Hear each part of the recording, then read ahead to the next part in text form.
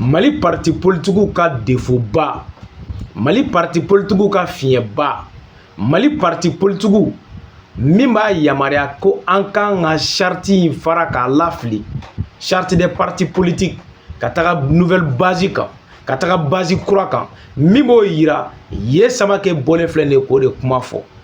O ye jumɛn? Parti politique ka financement. Mali ka financement tɛ dɛ, u ka charte kɔnɔna la ko état ka financement kɔfɛ, état bɛ 0,25% min di fiscalité la, k'o bɔ maliyɛndenw ka sɔrɔ la k'a di parti politique ma. O kɔ tɛ dɛ, parti politique ka charte des partis politiques kɔnɔna la.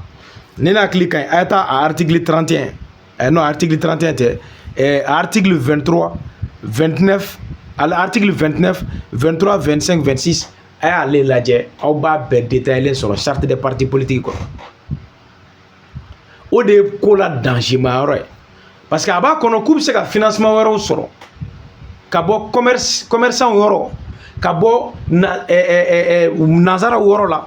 O ye mɔgɔ wɛrɛ quoi, mɔgɔ si ma exclu o la, financement bɔ fan o bɔ fan k'u bɛ se k'o sɔrɔ ka parti financer. N ko tubabu b'an faga yan de. Ye Samake kan k'o de dɔn. An balimaw, an b'a fɔ ko auzubillahi mina shaitanir rajim, bismillahir rahmanir rahim. Allahumma salli ala Muhammad wa ala ali Muhammad wa salim.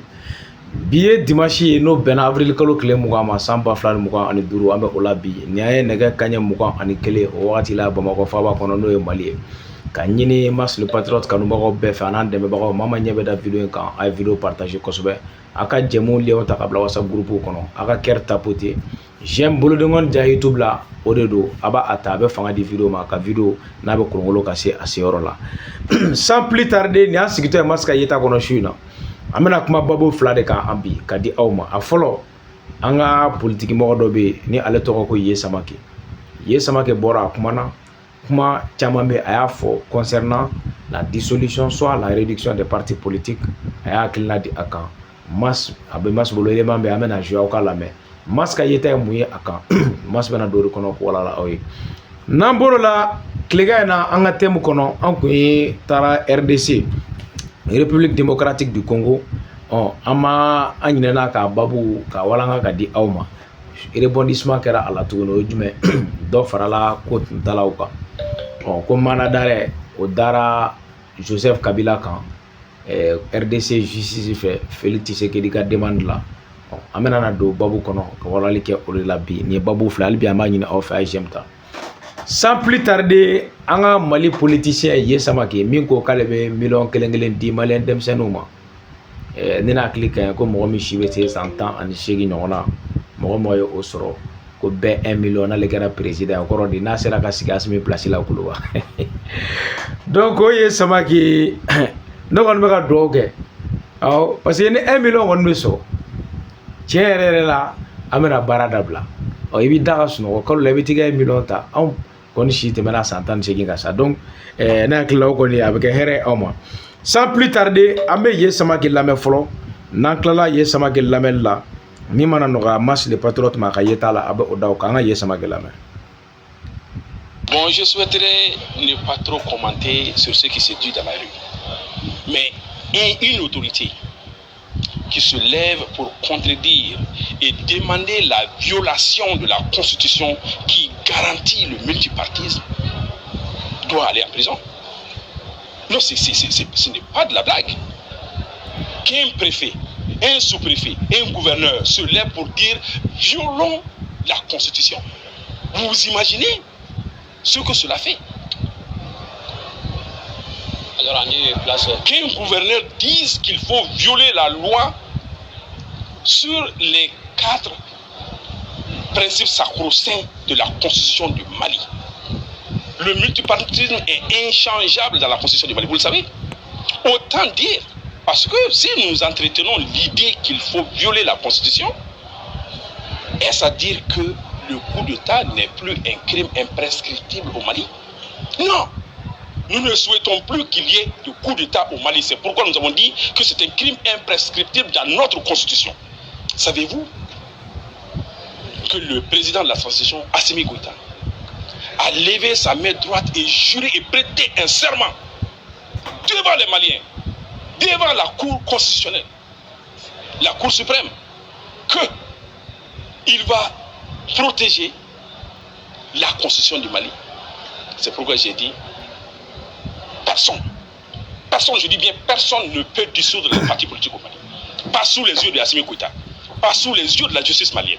C'est impensable. Et le dire est un crime. Okay.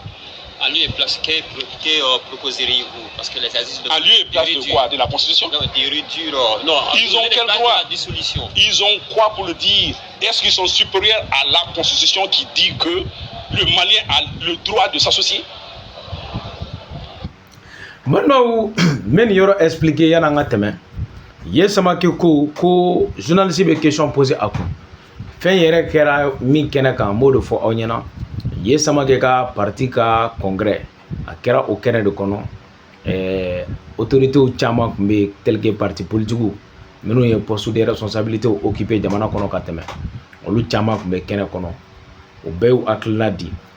Kuma dira chama ma chama kuma na Umaru Jara ne yɛrɛ denkɛ no Imam Umaru Jara ale yɛrɛ fɛnɛ kuma na a ye a yira k'a fɔ k'ale y'a fɔ premier ministre ɲɛna don min na a ye parti politique fara ɲɔgɔn kan fɔlɔ la k'ale ko a ma o rencontre fɔlɔ la k'ale ko a ka peuple ka silence lamɛn ko parce que peuple ka silence ko bɛ fɛn dɔ yira mɔgɔ minnu tun bɛ bɔ su ani tile ko ka aw défend ko n'olu y'u da de bi ko bɛ fɛn dɔ yira Imam Umaru Jara kumana kan u y'o langage cari fan bɛɛ fɛ donc a ye n dalen de fɔ a ye kuma min fɔ n'i ko k'i b'a décortiquer a kɔnɔ ka don bon n'i nana ye Samake ka kuma journaliste bɛ question poser a kun a ko ne ni ale demande ale k'a da don carré kɔnɔ kumaw la parce que nin ye carré kɔnɔ kuma de ye ko autorité min o bɛ bɔ k'a fɔ ko ka sariya sunba ka dankari kɛ o la ko a bɛ tila ka préciser un préfet ou bien un gouverneur c'est comme si o dɔ de ye kuma in fɔ donc ko o bɛ ka bɔ k'a fɔ ko ka sariya sunba ka dankari kɛ o la ko tigilamɔgɔ kan ka minɛ k'a ɲanki sariya kan k'o tigi ka ɲankili boli a kan a ko Assimi y'a bolo kɔrɔta a kini bolo ko k'a kale ka siɲɛ kɛ k'a bɛ sariya sunba labato ko donc mɔgɔ minnu bɛ ka kuma fɔ olu b'a dɔn Assimi a bɛ to a ka dalakan in kɔ ko sariya sunba multipartisme ko maga tɛ kɛ a la a ko mɔgɔ minnu bɛ yen n'olu bɛ ka nin kuma in fɔ ko mɔgɔ ninnu yɛrɛ ye jɔn ye fɔlɔ o mɔgɔ ninnu c'est comme si se jumɛn b'u ye n'u bɛ a kuma fɔ donc ko ne nin kuma yɛrɛ n'a fɔra sariya sunba de a daga ko maliyɛnw ka fara ɲɔgɔn kan ka kɛ tɔnjɛkulu ye ko n'o dagara c'est comme si multipartisme n'o dagara sariya sunba fɛ maa o maa b'o fɔ ko dankari kɛ o la ko tigi o kan ka ɲanki sariya kan k'o tigi nɔ minɛ nin ye Samake ka kuma daminɛ fɔlɔ an ka taga n'a tɔ ye an b'a lamɛn n b'a expliquer aw ye ka taa. C'est qui a créé ces partis-là? C'est l'administration, c'est pas moi, c'est pas un parti politique. C'est un citoyen malien qui a demandé à s'associer. En lieu place de la dissolution, je propose qu'on respecte la Constitution. Okay. C'est pas moi qui ai promulgué cette Constitution. C'est pas moi seul qui ai voté cette Constitution. C'est la majorité des Maliens, à plus de 70%. Pour sortir pour dire qu'il faut changer la Constitution. Ils sont quoi? Ils sont plus nombreux que ceux qui ont voté la Constitution. Ils sont plus maliens que ceux qui ont voté la Constitution. Alors pourquoi leur voix compte plus que la majorité des Maliens qui ont voté la Constitution? Pourquoi veulent-ils induire Assimi Goïta qui a prêté serment dans une erreur aussi colossale? Non, Maliens, qu'est-ce que nous voulons finalement? Qu'est-ce que nous voulons finalement? C'est nous qui sommes sortis et nous nous sommes fait tuer pour certains pour l'avènement de la démocratie. Et on veut se faire tuer pour faire partie de cette même démocratie. Comment? Qu'est-ce qu'on veut? Qu'est-ce qu'on veut réellement? Nous applaudissons les militaires aujourd'hui. Demain, nous nous levons pour les chasser du pouvoir. Et ensuite, on va se lever pour chasser une autre démocratie. Mais arrêtons-nous. Il faut apprendre à respecter sa parole. Il faut apprendre à respecter la loi, surtout la loi fondamentale, qui est la Constitution. Ce n'est pas à négocier. Je ne négocierai pas qu'il faille plaire à quelqu'un que des individus qui se lèvent pour dire qu'il y a trop de partis politiques. Disons-nous la vérité. De 1991... balma wu ma dan folo abena kuma mi fo yesamage ko parti bunu me malien munu farala non ka ton kere no parti ton ko jonde a création jonde a yamaria ko administration o korodi jamana marabagaw de yamaria di ala ama fugo ni transition ene parti munu créera kateme o ko sharia sumba mi no yo daga ko asimi ya kale ka chien ke ka fo ko est-ce que kale de yesamage constitution promulguée wa kale ma promulguée ko ki a promulgué donc ko ale sharia sumba la batoli ale be baraka ni ode ko mamunu be ka bo ka fo ko ka parti politique ci o koro di ka dankarke sharia sumba la ko tigu yere e join mamunu ye sharia sumba in vote ke ka fo ko sonama ça veut dire quoi o mogo yere ka don mogo munu yu bolo li sharia sumba ko la donc ko mogo o ka don o koro. Ça veut dire qu'ils sont insignifiants par rapport ko ale tse ka famu mo damaroni ale ta yere o akilna kono mo damaroni ka wuli doron ka wuli ki jodoro ko ka parti politique ko go ci ka betan kale ta yere o kono ko e kata asimi bla fili kono flemi na ka bon ko sobe donc ko asimi ka aka serment adal aka kalika chien ka ko labato on ay kuma fota donc an ka kuma to la mais abera na kuma wera fa kono qui est très intéressant ngo la mais 2011 à 2023, il y avait 100 et quelques partis. De 2023 mais là, à c'est la main. Comment, qu'est-ce qu'on veut? Ouais. Qu'est-ce qu'on veut réellement? Nous applaudissons les militaires aujourd'hui. Demain, nous nous levons pour les chasser du pouvoir. Et ensuite, on va se lever pour chasser une autre démocratie. Mais arrêtons-nous. Il faut apprendre à respecter sa parole. Il faut apprendre à respecter la loi, surtout la loi fondamentale, qui est la Constitution. Ce n'est pas à négocier. Je ne négocierai pas qu'il faille plaire à quelqu'un que des individus qui se lèvent pour dire qu'il y a trop de partis politiques. Disons-nous la vérité. De 1991 à 2023, il y avait 100 et quelques partis. De 2023 à aujourd'hui, il y a 300 partis. Quelque part, quelqu'un doit se justifier. Ouais. On disait qu'il n'y avait que 2000 partis, 200 partis. Ça, c'est lors des ANR qu'on était ici à Bamako. Aujourd'hui, il y en a combien? Combien on dit? Mais qui sait exactement le nombre de partis? Personne. Parce qu'il y a des partis qui sont nés et qui sont morts. Personne n'a le vivier aujourd'hui. On procède au renouvellement de la liste électorale parce qu'il y a des individus qui sont nés et qui sont morts.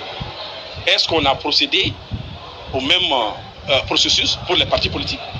Qu'on nous sorte la liste des partis politiques qui existent, qu'on nous sorte le numéro de la liste et le siège de ces partis politiques, pour que nous soyons, au moins c'est la même longueur d'onde. Mais je le dis et je le répète, l'existence des partis politiques est aussi vitale que l'existence de la présidence de la République. C'est adossé au même document. L'existence de la primature, l'existence du gouvernement, du Parlement, du CNT, c'est adossé au même dossier fondamental. Donc l'un n'est pas plus important aujourd'hui aux yeux de la Constitution du Mali. Donc soyons respectueux des lois. C'est ce qui manque chez nous. Le Mali n'est pas en retard parce que les politiciens, les Maliens sont en retard parce que les Maliens ne veulent pas respecter la loi. Les Maliens pensent que la loi s'applique à l'autre qu'à nous-mêmes. Maliens, anye yesamage ka kuma niye kado atoy fitini amakla ko mena ni ro wala awye akoko an wulila kan jo o de politiciens démocrates dans la gese ku ye kɛlɛ de kɛ saya de kɛra ka jeli bɔn démocratie kana ko bon an bɛ wuli ka tɛgɛrɛ fɔ sɔrɔsiw kun sini an bɛ tila ka wuli k'a fɔ k'an b'u gɛn o sini kelen kɔnɔ k'an bɛ tila k'a fɔ k'an bɛ na démocratie fɛnɛ k'an bɛ na ka o fɛnɛ o gɛnni k'an bɛ k'o fɛnɛ kɛ ko ale tɛ a yɛrɛ mɔgɔ damadɔ minnu bɛ wuli k'a fɔ ko u bɛ parti politique ci di k'ale t'a yɛrɛ o kɔnɔ donc ye Samake ka kuma a kumana nin kan a ko cogo di a ka kuma kɔnɔ ko k'a daminɛ depuis 91 kana se 2023 ma ko parti politique 100 de tun bɛ ye Samake ko ten ko parti politique 100 ko k'a daminɛ 91 kana se 2023 ma ko parti politique go 100 ko k'a daminɛ 2023 la ko kana se an bɛ don min na komi bi ko parti politique taara a yɛrɛ sɔrɔ a ye da min fɔ o la o ka ca je crois pour plus de 300 ça veut dire que a ma 300 atteint mais plus de 300 ne n'a hakili ka ɲi a ka kuma la a kumana tan a tilala ka na kuma kɔnɔ ko ANR wagati ko u nalen min kɛra ou bien sigikafɔ min kɛra je sais pas a kan bɛ ANR min ma a kan bɛ choc parce que sigikafɔ cayara trop mais a ko sigikafɔ min kɛra ka mɔgɔw fara ɲɔgɔn kan ko maliyɛnw ka na sigikafɔ la ko sigikafɔ kɛnɛ k'a fɔra ko parti politique 200 bɛ ko jɔn de bɛ bi min bɛ parti politique da dɔn ko kuma bɛɛ ko san o san révision de la liste électorale bɛ kɛ ko pourquoi o processus ɲɔgɔnna tɛ kɛ ka se ka parti politique fana mise à jour kɛ parce que ko révision de la liste électorale bɛ kɛ parce que mɔgɔ dɔw bɛ sa a bɛ ta ko parti dɔw bɛ yen olu yɛrɛ tununnen don donc ko pourquoi o processus kelen tɛ kɛ ko ka parti politique k'u hakɛ da dɔn ko il faut que parti politique hakɛ da ka fɔ ko mais 2023 kana se bi ma parti politique caman minnu kɛra o kɔnɔ o kɛra o kɔnɔna la a ko ɲɛfɔli kan ka kɛ o fɛnɛ la ko o lajɛyali kan ka kɛ o fɛnɛ la ko y a quelqu'un qui doit se justifier hali n'a ma mɔgɔ tɔgɔ fɔ donc ko lajɛyali kan ka kɛ o fɛnɛ la ye ka kuma a kɛra nin donc an bɛ taa n'a ka kuma tɔ ye min mana nɔgɔya ma an b'o da o kan. La réalité est tout autre. Et c'est ce que nous allons expliquer aux gens. Nous n'avons pas froid aux yeux, nous n'avons pas peur, nous n'avons pas honte. Je suis homme politique, je le réclame. Montrez-moi aujourd'hui au Mali ceux qui se réclament maliens, qui ont réalisé 50 écoles dans 50 villages à travers le Mali, sans pour autant avoir accès au pouvoir d'État. Montrez-moi un d'entre eux qui a envoyé 100 enfants maliens aux universités américaines sans avoir accès au pouvoir d'État. Montrez-moi un Malien qui réclame la dissolution des partis politiques, qui a fait 78 forages à travers le Mali sans avoir accès à la trésorerie d'État ou aux ressources du Mali. Montrez-moi un qui a donné des logements à des enseignants maliens. Ils ne sont pas plus maliens que nous. Ils n'ont pas servi ce pays-là plus que nous. Ils n'ont pas plus voix au chapitre que nous. Nous n'allons plus leur permettre de posséder notre bien commun. Le Mali nous appartient, c'est le patrimoine commun. Mais les Maliens, je vous invite à encourager ceux qui se battent pour ce pays. Le deuxième congrès du Parti pour l'action civique et patriotique. Ambe ye samake ka kuma bana abena ka parti yɛrɛ ɲɛfɔli kɛ o la donc o yɔrɔ tɛ an intéressé kosɛbɛ.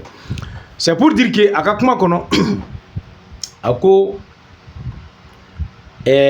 Mali kɔnɔ yan a ko Mali kɔnɔ yan k'u ka parti politique dɔ yira u ka malien minnu bɛ ka wuli k'u ka dissolution kɛ minnu ka laɲini ye nin kuma ninnu ye u ka dɔ la kelen yira min delila ka ekɔliso 500 jɔ a faso kɔnɔ ka sɔrɔ jamana a ma sɛmɛ jamana ka sɔrɔ dɔ la kelen a filanan ko forage 78 jibon 78 an'o kɔfɛ ko ka bourse ka kalan yamaruya papier di malien denw ma ka taa kalan kɛ nanzara jamana kɔnɔ o 100 k'u ka o mɔgɔ ninnu minnu bɛ ka wuli bi ka nin kuma ninnu fɔ ko ka dissolution kɛ u k'u dɔw ɲininka n'u delila ka nin baara kɛ u faso ye donc ko minnu bɛ baara kɛ u faso ye ka an ka olu la encourager ka courage don u la u bɛ se ka baara kɛ kɛcogoya min o kɔnɔna la nin kɛra ye ka kumaw ye bakuruba la an ye min sɔrɔ ka di aw ma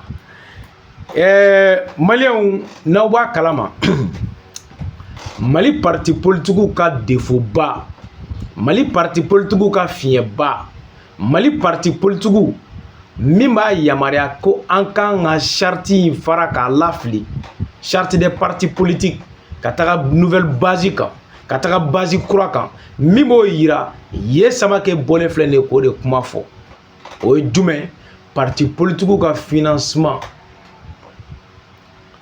Mali ka financement tɛ dɛ u ka charte kɔnɔna la ko état ka financement kɔfɛ état bɛ 0,25% min di fiscalité la k'o bɔ malien denw ka sɔrɔ la k'a di parti politique ma o kɔ tɛ dɛ parti politique ka charte des partis politiques kɔnɔna la ne hakili ka ɲi a ye taa a article 31 non article 31 tɛ article 23 29 article 29 23 25 26 a y'ale lajɛ aw b'a bɛɛ détaillé sɔrɔ charte des partis politiques kɔnɔ o de ye ko la danger ma yɔrɔ ye parce que a b'a kɔnɔ k'u bɛ se ka financement wɛrɛw sɔrɔ ka bɔ commerçant yɔrɔ ka bɔ nanzara yɔrɔ la o ye mɔgɔ wɛrɛ quoi mɔgɔ si ma exclu o la financement bɔ fan o bɔ fan k'u bɛ se k'o sɔrɔ ka parti financer n ko tubabu b'an faga yan de ye samake kan wo de don nye école 500 école jo est-ce que ale yɛrɛ de ka fond wa ango nyingal kalam kala bla est-ce que ye samake yɛrɛ kuna wari bayar do ma financer parce que to be parti politique de ta k'u ka lahala u jateminɛ k'u financer parce que u bɛ fɛ ka idéologie min cari diɲɛ ɲɛfɛ n'o ye o bɛ parti min na walima parti min ka kunkilenna ye o ye aw b'a ye o de la ala an ka parti dɔw bɛ yen u bɛ taa nansarala kuma bɛɛ tubabuw ka réunion kɛnɛ kan u ka sigiw kɛnɛ kan c'est comme si u b'an ka jamana kɛ i b'a fɔ province une entité rattachée directement à l'autre kuma tiɲɛ de filɛ donc n'o ɲɛmɔgɔ n'o u b'o dɛmɛ n'o ye ɲɛmɔgɔya sɔrɔ u b'o financer n'o ɲɛmɔgɔya sɔrɔ don min c'est comme si o jamana in y'a sɔrɔ c'est comme si u ka lasigiden de filɛ o jamana kɔnɔ u ka multinational minnu bɛ olu bɛ na olu bɛ jɛ ka baara kɛ système de filɛ nin ye farafinna système de filɛ farafinna donc est-ce que 500 école ye samake yɛrɛ de y'a jɔ est-ce que a yɛrɛ kunna wari de don a ye 500 min fɔ ne mɔgɔ min y'a jɔ hali n'ale yɛrɛ tɛ mɔgɔ min y'a jɔ est-ce que politique mɔgɔ mana kɛ k'a jɔ n'a faso ye Mali kɔnɔ yan 500 école est-ce que a tigilamɔgɔ kunna est-ce que bayar dɔ t'a kɔfɛ o bayar ka laɲini ye jumɛn kelen 78 forages ani 100 bourses d'études a sɔrɔla cogo di clairement an b'a sɔrɔ cogo de nɔfɛ donc n'an bɛ kuma politique mɔgɔ bɛ se kuma la trop balimaw mais a bɛ dabiri cɛ min da la ne mas fɛnɛ tɛ dɛ ayi a bɛ dabiri cɛ min da la ne tɛ n'an bɛ taga an bɛ taga tiɲɛ kan ne y'o de fɔ an bɛ taa tiɲɛ de kɔnɔna la an bɛ taa tiɲɛ kɔnɔ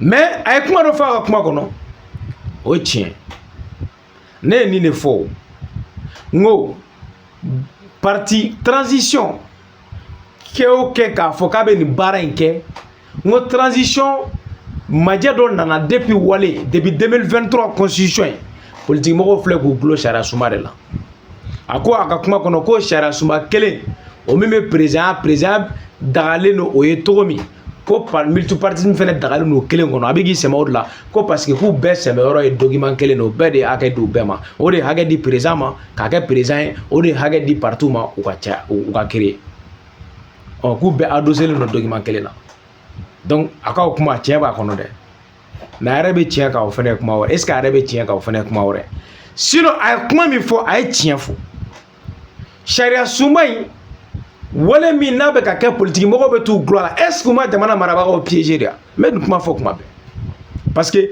a rédaction kɔnɔna la charte constitution rédaction na politique mɔgɔw taara ka don a kɔnɔ yɔrɔ u tɛ den jɔ ka kɔ don u yɛrɛ ma ko kɛra cogo cogo hali ɲɛ b'u la tan avocat b'u la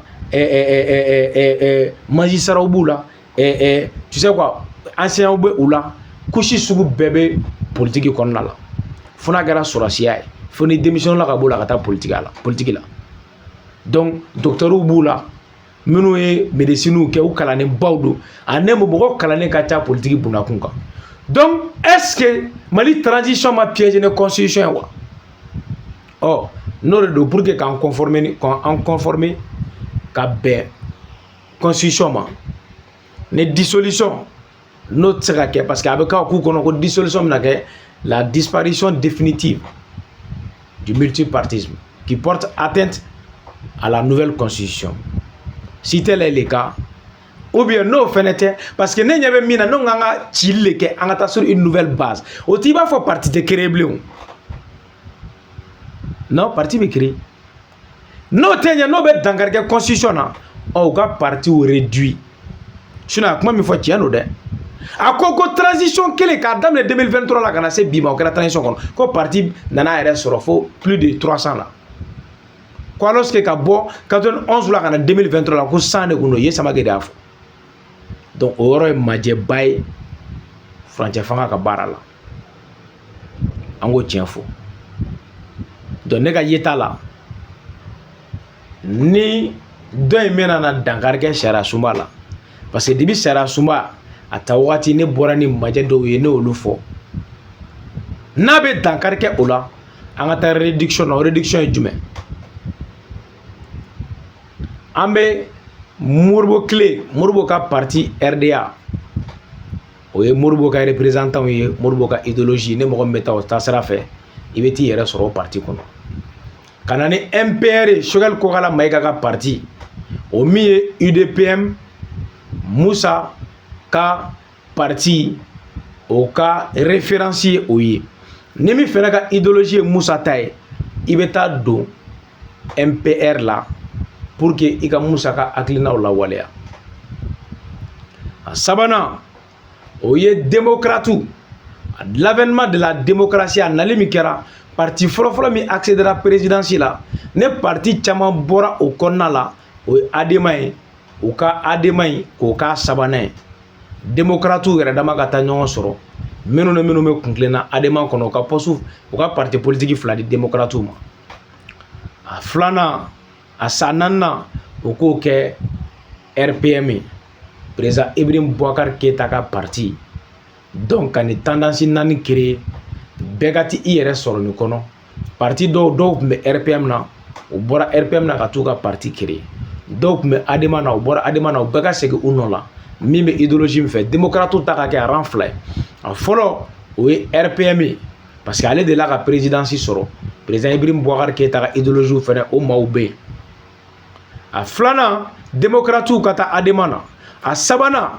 minnu bɛ Moussa ka kunkilenna kan olu kana don MPR kɔnɔ Choguel Kokala Maïga ka parti minnu fɛnɛ bɛ Moribo ka kunkilenna la o RDA ye donc u ka nin parti ba naani ne bɛ se ka proposition min kɛ ne mas pour que ka problème éviter parce que ne ka yeta la est-ce que transition ma piéger démocrate ninnu fɛ wa parce que u bɛ ka t'u gulo constitution de la ko président de ye kale ka siɲɛ kɛ k'a bɛ sariya sunba labato donc c'est comme si u bɛ fɛ k'a fɔ président ka a ka kale ka siɲɛ labato ne mas ka yeta la ne bɛ se ka min fɔ nin na o y'o ye balima sans plus tarder an bɛ taa fɛn min ye RDC Congo président kɔrɔ n'o ye Joseph Kabila ye ale ye wulikajɔ dɔ kɛ balimaw ka taga Ngoma a ko y'a ka segin ko kuma fɔ mais a bɛ don dugumala fɛ a y'o fɔ mais a m'a fɔ k'a bɛ taa capitale kɔnɔ Kinshasa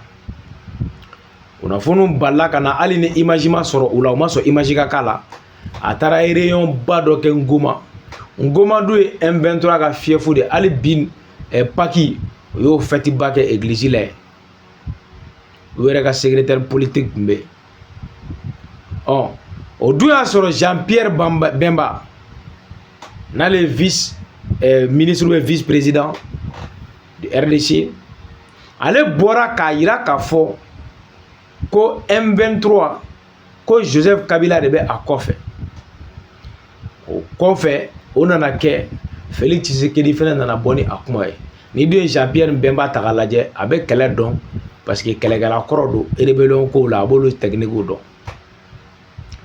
o de nana kɛ rupture nana kɛ Joseph Kabila Félix Tshisekedi nalen fanga la en 2019 donc ani Joseph Kabila ye alliance de kɛ ka fanga tila fila ye ka sénateur vie di a ma ka jɔyɔrɔw di a ma Sénat kɔnɔ ka gouvernement d'union sigi u yɛrɛ dama ni ɲɔgɔn cɛ ka convention kɛ ten mais rupture nana en 2020 Félix Tshisekedi yɛrɛ bɔra k'a fɔ ko convention tɛ u ni Joseph Kabila ka ko cɛ bilen ko ko banna bon o wale min tora sen na balimaw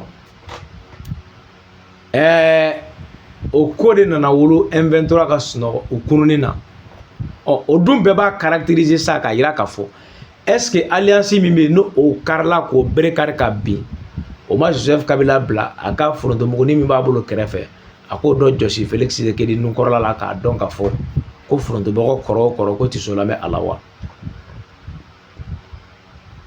ko in bɛ nin cogo la donc a taara réunion in kɛ image ma bɔ pour que k'a justifier mais siga tɛ min na kɔni réunion kɔni kɛra ani banbaganciw ni ɲɔgɔn cɛ donc cela confirme que Joseph Kabila ani banbaganciw bɛ ɲɔgɔn bolo bon min nana kɛ Félix Tshisekedi ye ordre di Kinshasa Congolais ka justice ma k'u ka mandat d'arrêt da Joseph Kabila kan a mana ye fan o fan o tɛgɛ ka da kan ka na ni a ye o mandat d'arrêt o kɔni émira o kɔfɛ a ka parti politique tɔ min bɛ yen o y'o suspend k'o sen bɔ jamana parti politique ko baaraw la parce que olu taara opposition na déjà contre le régime de Tshisekedi. Ko in kɔni a bɛ nin cogo la, mais restez connecté, ne rebondissement min yera la Marche les Patriotes bɛna o da aw tulo kan ni Ala sɔnna aw ka faamuba sɔrɔ o kow kɔnɔ. Donc an b'aw bɛɛ fo ka waleɲuman dɔn, ka Fidèle Castro fo k'a kɔnɔ depuis France, Worikatu Jara folen don France, Mamadou Traoré Laski folen don depuis les États-Unis, Docteur Marco folen don, ka foli di Sayidou, tonton Sayidou Traoré, ka foli di Abu Alima Dubai, ka Dramane Coulibaly fo depuis Dakar, ka Seydou Jara fo secrétaire alimentaire ka bolo fara bɛ Sidere Niger kɔnɔ, ka Umar V fo, Umar Kone m'a fo, k'aw bɛɛ fo ka waleɲuman dɔn, ka fɔ an ɲɛna ko nin kɛra kulo garisigɛ ye bi, aw k'an bɛn wagati na nataw kɔnɔ. Salam alaikum.